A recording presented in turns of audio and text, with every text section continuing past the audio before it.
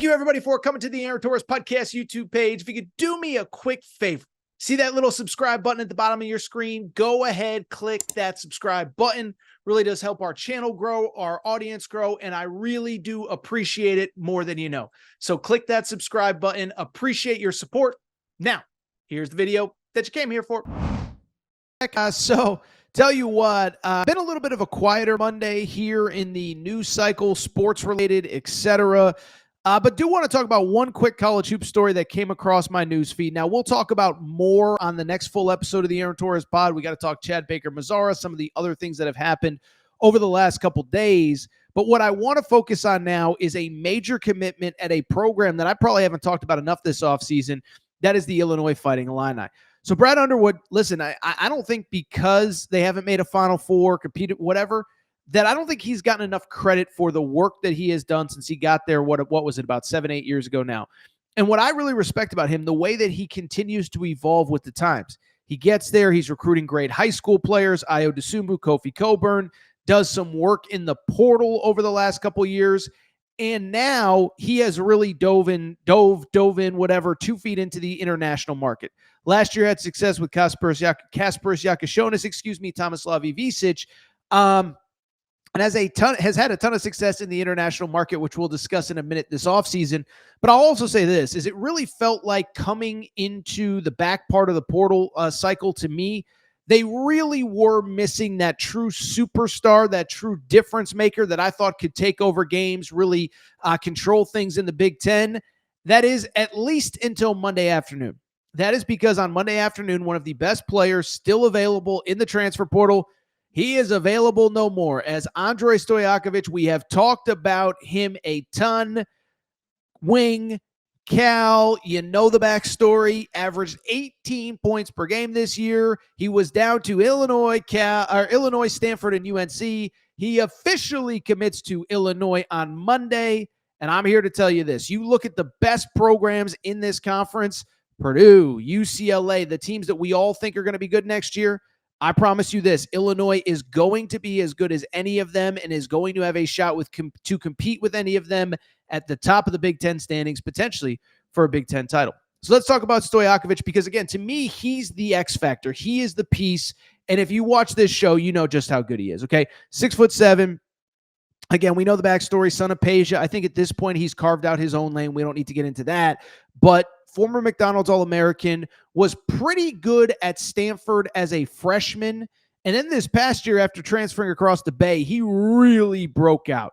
18 points per game, about 5 rebounds per game, a little under 2 assists per game. And the thing that stood out to me watching Andre over the course of the season, I still think there's another level for him to go to, which sounds crazy because he is a guy that averaged 18 per game in the ACC this year. By the way, yes, Cal is in fact in the ACC.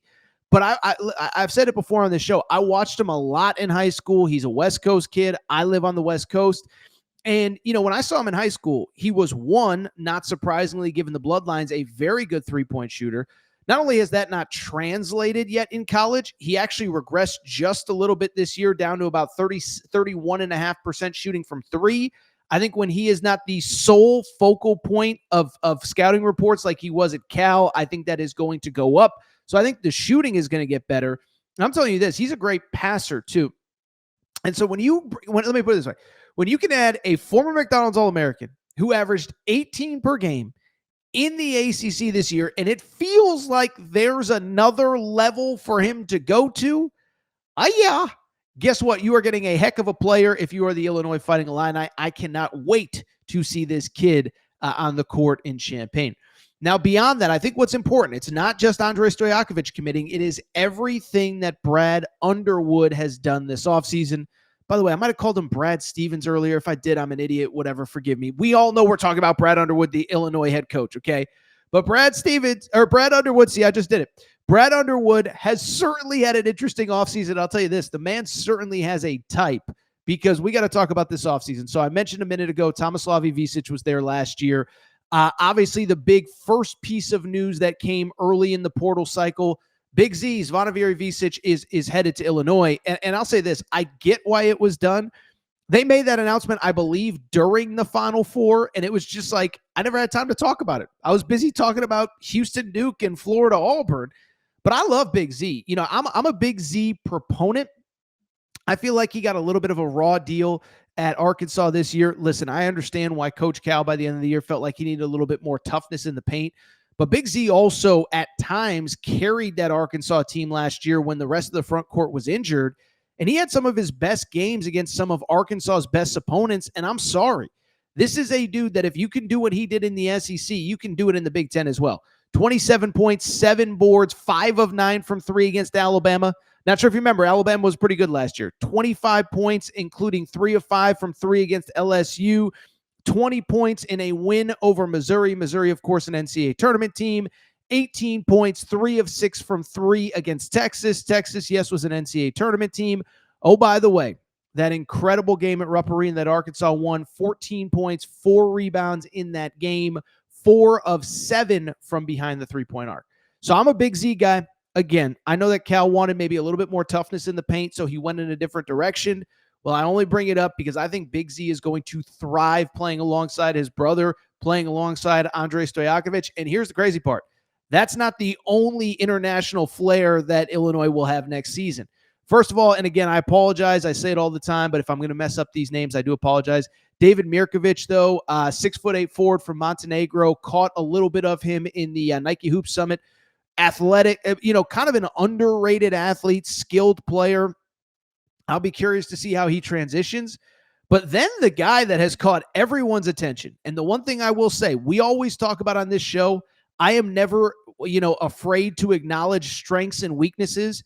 I am not going to claim to have any great idea of, international players and who you need to know and who you don't need to know and all this and all that. But the one thing I could tell you, the people who know the international game say that Mihailo Petrovic, the guard that committed from, by the way, my favorite basketball team ever, Mega Super Bet in the Adriatic League. That is a real team, favorite team ever. He committed about 6-7 days ago. This is a guard. He's an older player, about 22 years old, I believe. He is coming over to play college basketball next year. And what is so incredible to me is that he is just a veteran grown point guard that is going to be coming in as a freshman. Again, I don't claim to have all the area of expertise, but everything that I read, everything that I understand about him is the fact that he is one of the best point guards in one of the best leagues in Europe right now. And so you talk about a 22-year-old kid that's probably been a 22-year-old guy who's probably been a pro for 3-4 years now, a guy that can set the table, run things, point guard, play on the ball, play off the ball. And then, oh, by the way, you got some intriguing pieces outside of Tomislav Ivisic as well coming back next season. And again, I'm really excited about this team. I'll say this too, is that in my opinion, I am just so intrigued by the guard that I just mentioned. I am so intrigued, as I just said, by Mihailo Petrovic, because again, you just read the people that study this stuff and know this stuff. And I just think that he instantly makes them a very fascinating team. And that is before, again, you add in Andrej Stojakovic, as I just mentioned, who I think, let me put it this way. I think as good as all the other pieces are, and I didn't even mention Kylan Boswell, et cetera, I do think they needed a superstar, like a difference maker, a guy that can get you 18, 19, 20 a game. Well, guess what? Andrej Stojakovic is it.